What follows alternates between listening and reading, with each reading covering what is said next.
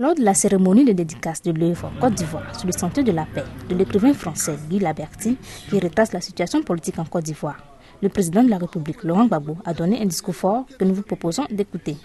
Mais avant, il a remercié Laberty, à qui il avait demandé dans le temps d'écrire sur la situation au Tchad, et aujourd'hui écrit sur l'histoire ivoirienne.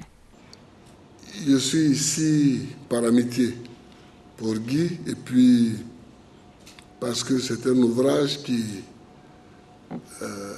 peut faire sortir, peut aider les gens à comprendre où est-ce qu'on en est aujourd'hui. Quand j'ai rencontré Guy, je l'ai poussé à écrire sur le Tchad. Le Tchad était en plein conflit. Il connaissait, lui, chaque acteur de la crise tchadienne. Il m'en parlait comme si...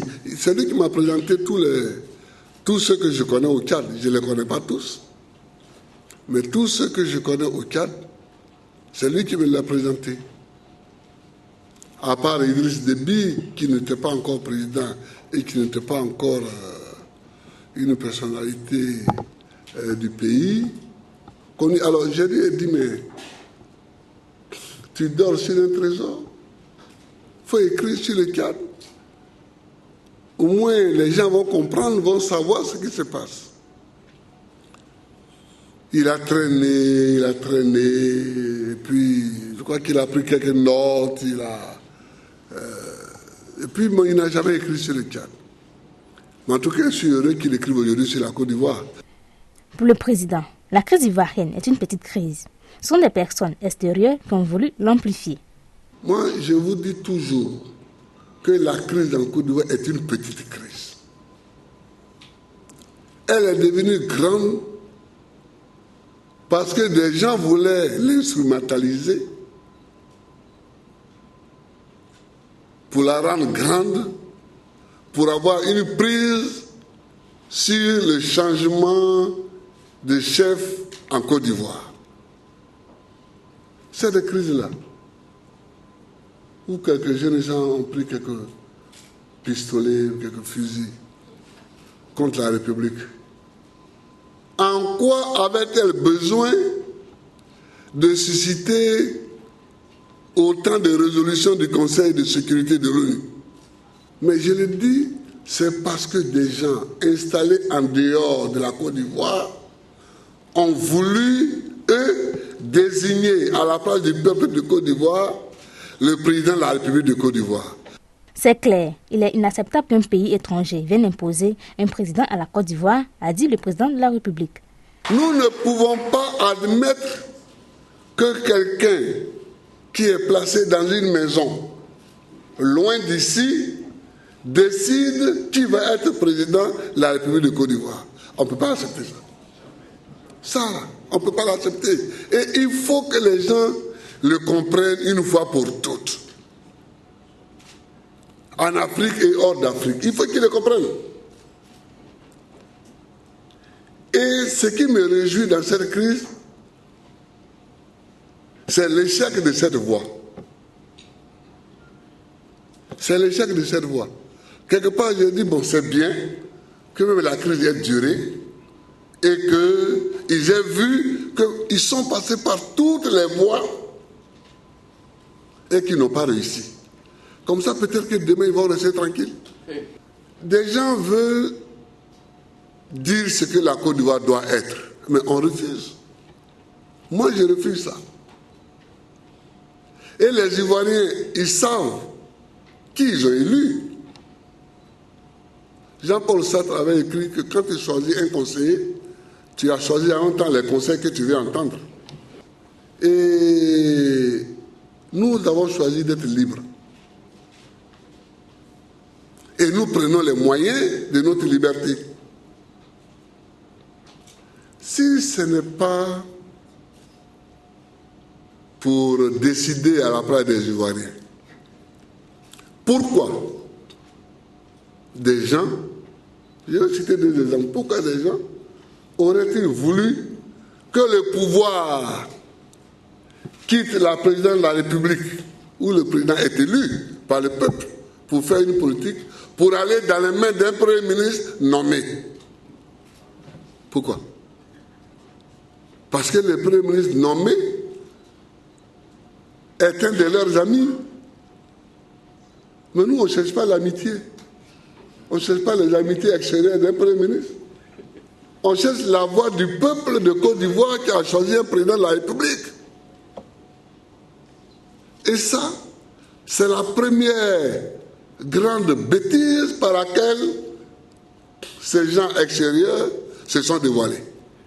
Que le président de la République donne ses pouvoirs de signer des décrets à un Premier ministre, ils se sont dévoilés là, déjà. Ça veut dire qu'ils crient, ils parlent de démocratie, mais ils n'en veulent pas de la démocratie chez nous. C'est pourquoi un jour j'ai dit, mais je ne suis pas un sous-préfet français. Ouais, je ne suis pas un sous-préfet. Et je ne peux pas être un sous-préfet français. J'ai choisi d'être un Ivoirien. J'ai choisi de me présenter à des élections ivoiriennes. J'ai été élu. Laissez-moi tranquille. Ça, c'était la première chose. Changement, ils voulaient changer la nature de notre pouvoir pour les donner à un de leurs amis, le pouvoir exécutif. Ils ne se donnent pas à un ami. Ils se donnent par le peuple. Deuxièmement, pour mettre fin à la crise, est-ce qu'on avait besoin de déclarer que l'Assemblée nationale n'est plus valable? Où est le problème? Ce n'est pas eux qui paient les députés, ce n'est pas eux qui siègent, ce n'est pas eux qui font les projets de loi. Bon, où est leur problème? Tu n'es pas dans ton pays et tu déclares qu'une de leurs institutions n'est plus valable. Pourquoi? Mais on ne peut pas accepter ça. En tout cas, moi, je ne l'accepte pas et je ne l'accepterai jamais. Donc, quand les Ivoiriens m'ont élu, je vous disais que quand tu as choisi un conseiller, c'est que tu as choisi le conseil que tu veux entendre. Les Ivoiriens me connaissent comme ça. Et puis, ils m'ont élu. Voilà. Donc, en m'élisant, ils ont choisi une politique. C'est pourquoi ils me soutiennent. C'est pourquoi ils me soutiennent. Qu'est-ce qu'ils n'ont pas fait? À passer dans les camps militaires, les soirs, tout ça. Mais dès qu'ils voient les militaires courent, ils viennent me voir. C'est ce que je disais l'autre jour. Il dit, patron, voilà ce qu'ils ont dit aujourd'hui. Voilà ce... Au début, ils sont passés dans les villages. Ils disent, bon, votre président n'est pas bon, on va l'enlever et puis on va vous donner un autre président. Les villageois disent, ah, bon, ils les ont lapidés avec des cailloux. C'est pas bien. Ce n'est pas bien. C'est pourquoi j'ai dit l'autre jour que la résistance a payé. Elle a payé parce qu'il est bon que des manœuvres de ce genre échouent. Avant de clore ses propos, Laurent Gbagbo a souhaité une bonne amitié durable entre le peuple français et le peuple ivoirien. Je crois que dans les relations entre l'Afrique et la plupart des pays occidentaux, mais surtout la France, il y aura un après, un avant crise de Côte d'Ivoire et un après crise de Côte d'Ivoire. Et c'est bon que ce soit ici. Il faut que les gens comprennent qu'on ne peut pas faire n'importe quoi dans les pays des autres. On ne peut pas faire n'importe quoi. On peut être amis et écouter les conseils que ton ami te donne. Mais si ton ami veut te remplacer dans ton propre foyer, ce n'est plus un ami. Que Dieu nous bénisse, que Dieu bénisse la Côte d'Ivoire, que Dieu bénisse l'amitié sincère entre le peuple de France et le peuple de Côte d'Ivoire.